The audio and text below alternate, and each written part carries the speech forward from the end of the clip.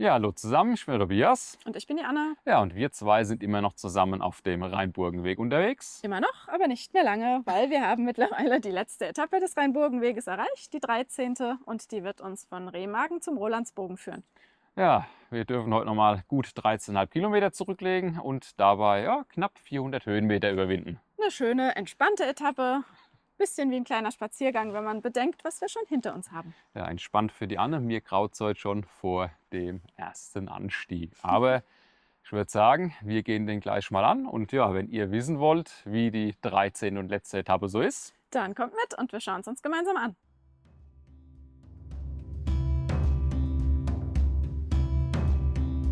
Los ging es frühmorgens am Stadtrand von Remagen. Vorbei an einer kleinen Kapelle ging es dann auch direkt raus aus der Stadt und hin zum ersten Highlight, der Apollinariskirche.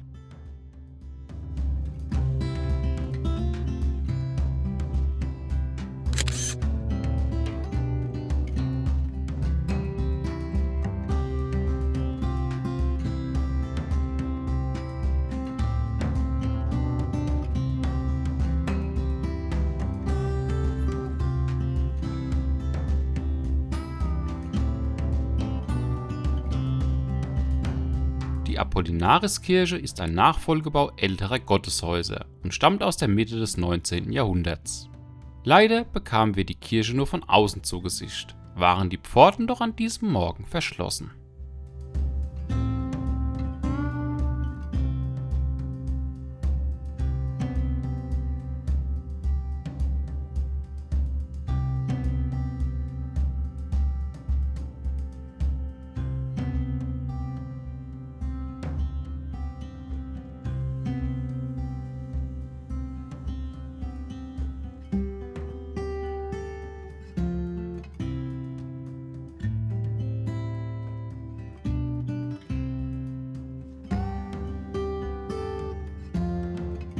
Hier haben wir übrigens unser Intro aufgenommen. Mit anderen Worten, die von mir erwähnte Steigung steht nun an.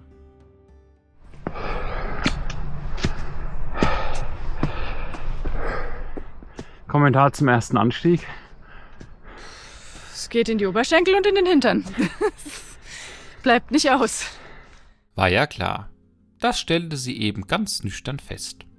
Ich finde, dass unsere Anstrengung bei diesem frühmorgendlichen Muskel- und Ausdauertraining mehr gewürdigt werden sollte.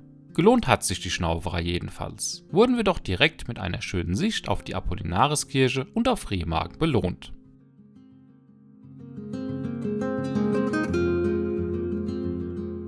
Oben angekommen, folgten wir dann erst einmal wieder breitem Waldweg und Straße bis zum verwunschen anmutenden Weiher am Waldschlösschen.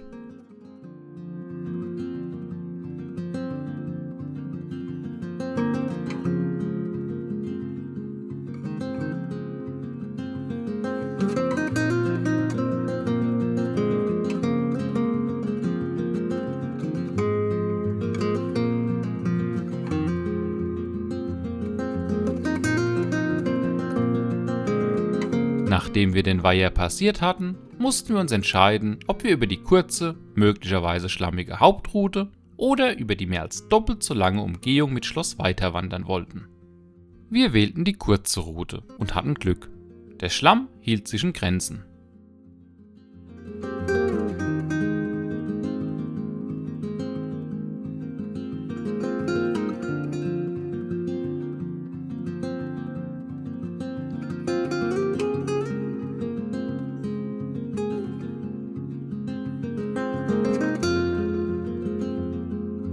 Wären wir die Umgehung gelaufen, wären wir hier von rechts gekommen.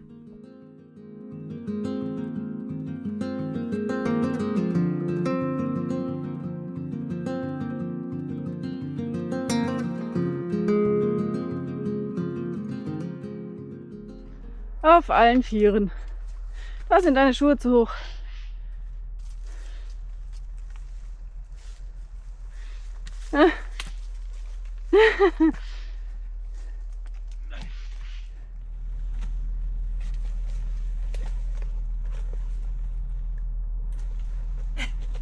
Das geht in die Knie.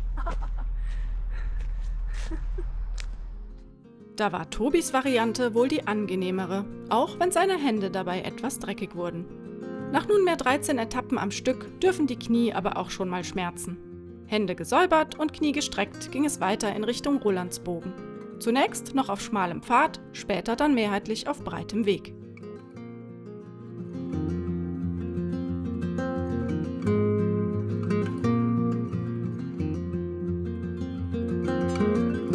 Mit dem Wetter hatten wir an diesem Tag wieder Glück. Es blieb trocken und hier und da kam am Himmel auch mal ein bisschen Blau zwischen den grauen Wolken zum Vorschein.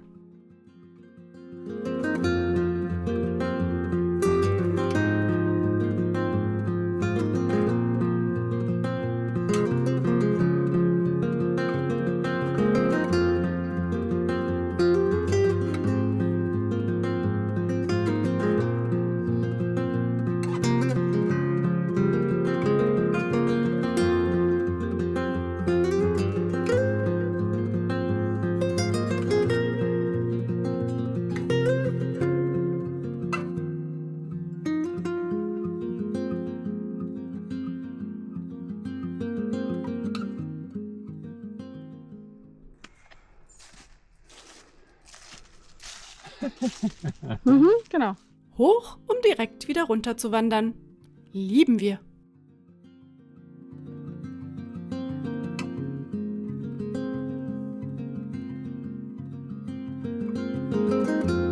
Bei Bahndorf und dem direkt daneben liegenden Oberwinter führte uns der Weg, wie wir es nun auf dem Rheinburgenweg schon mehrfach gesehen hatten, in einem Bogen um die Orte herum bzw. dazwischen hindurch. Auch wenn uns die Wegführung vor Ort etwas umständlich vorkam, immerhin war es vornehmlich auf schmalem, aber sehr ereignislosen Pfad.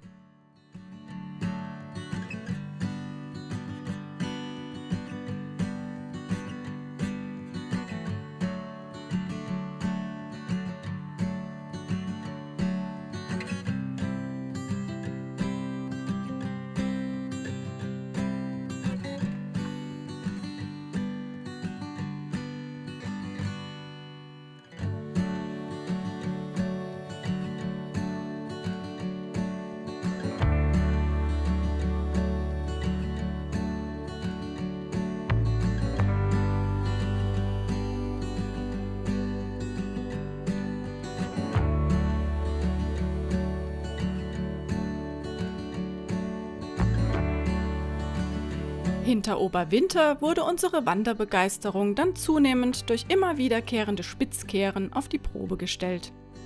Wir hatten richtig das Gefühl, im Zickzack zu laufen.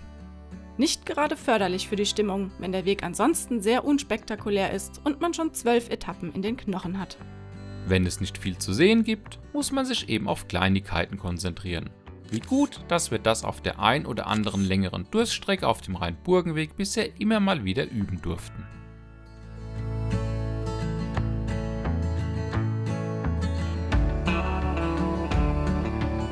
Und weil es so schön war, gleich die nächste Kehre.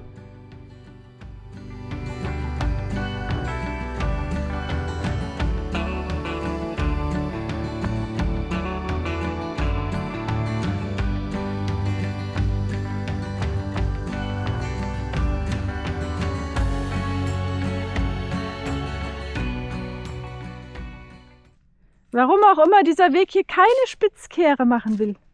Ich bin ja sehr überrascht. So, Die Mangels- Sehenswürdigkeit am Weg. genau, mangels Burgen am Weg. Hier haben wir mal eine Hütte. Highlight bisher, viel mehr gab es noch nicht. Eine schöne Aussicht hatten wir. Tja. Und bald ist der Weg fertig. Es lässt sich nun nicht mehr verstecken. Ich bin mittlerweile ziemlich genervt von dem sich in die Länge ziehenden langweiligen Weg und auch Tobi scheint das Ende der Etappe herbeizusehen. Nun, wenigstens war der ein oder andere Wegabschnitt dank der herbstlichen Farben recht hübsch anzuschauen.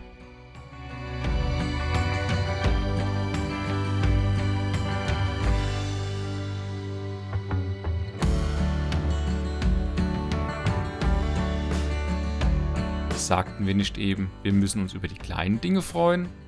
So wurde diese alte und eigentlich sehr unscheinbare Brücke im Wald tatsächlich zu einem kurzen Highlight für uns.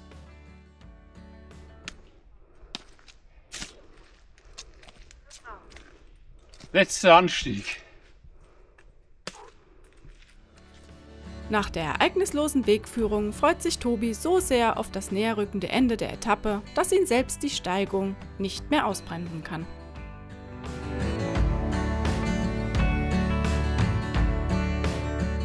Die letzten Meter zum Rolandsbogen waren dann eher ein lockeres Auslaufen. Ging es doch entspannt auf der Höhe über Asphalt entlang und nochmal ein Stück über gepflasterten Weg bergab.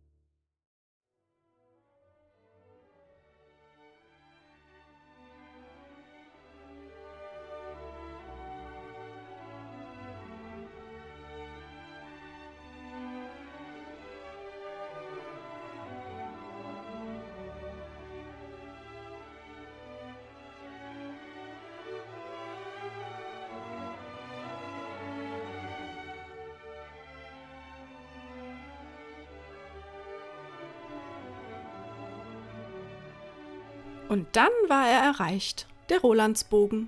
Hier fanden nun 13 Tage voller Auf und Ab, Regen und Sonnenschein, Burgen und Rheinblicken sowie einer Unmenge an Wandererlebnissen ihr Ende.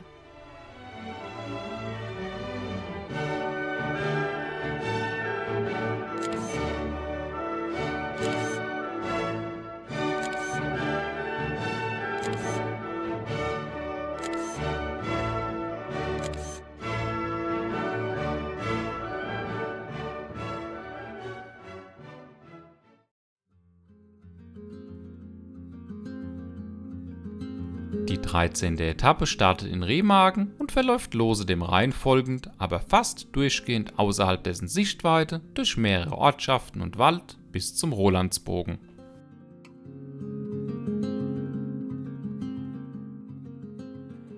Ja, da haben wir es geschafft. Der komplette Rheinburgenweg ist erwandert. Wir sind, wie ihr seht, endlich am Rolandsbogen angekommen. Das heißt, wir haben die 13. Etappe hinter uns gebracht, von Remagen bis hierher zum Rolandsbogen.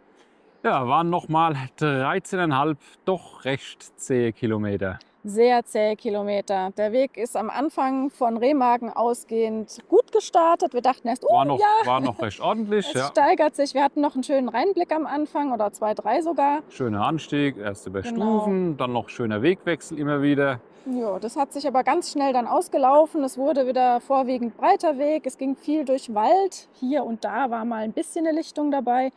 Und leider gab es unterwegs einfach nichts zu sehen. Ja, keine Sehenswürdigkeiten, kein Rheinblick, weil wir irgendwo hinten drin waren. Das war dann doch ein bisschen schade. Also vom Rheinburgenweg war weder der Rhein noch die Burg zu sehen, außer jetzt hinter uns am Schluss. Die Der Überreste. Rolandsbogen, beziehungsweise in diese Richtung blende ich euch natürlich ein, sehen wir auch den Rhein, aber viel mehr war dann da auch nicht Ja. zu holen. Schade, wenn man halt am Anfang und am Ende ein bisschen Rhein hat und dazwischen nichts, obwohl sich die Etappe relativ nah am Rhein hält, wenn man die Karte anschaut. Ja. Gut, ansonsten Klassiker von mir, Beschilderung, die war soweit okay. Bis auf an 1, 2 Stellen, da war es vielleicht ein bisschen uneindeutig, aber insgesamt konnte man das ganz gut machen. Ja. Gut, was wir noch machen werden im Anschluss jetzt an diese 13. Etappe, wir machen noch mal ein Gesamtfazit im Video, beziehungsweise als eigenständiges Video. Das bringen wir jetzt hier im Nachgang, wo wir dann alles noch mal so ein bisschen Revue Genau. passieren Nochmal lassen. geballt die Stärken und Schwächen des Weges oder Vorschläge, Ja, die wir vielleicht ein machen paar Tipps, würden. Ideen, was Genau. wir halt so haben. Gut, und dann würde ich sagen, dann war es das mal wieder von uns. Wir hoffen, euch hat es gefallen, uns auf dem Rheinburgenweg zu begleiten. Ja, euch wie immer viel Spaß beim Wandern. Und dann sehen wir uns beim nächsten Mal wieder.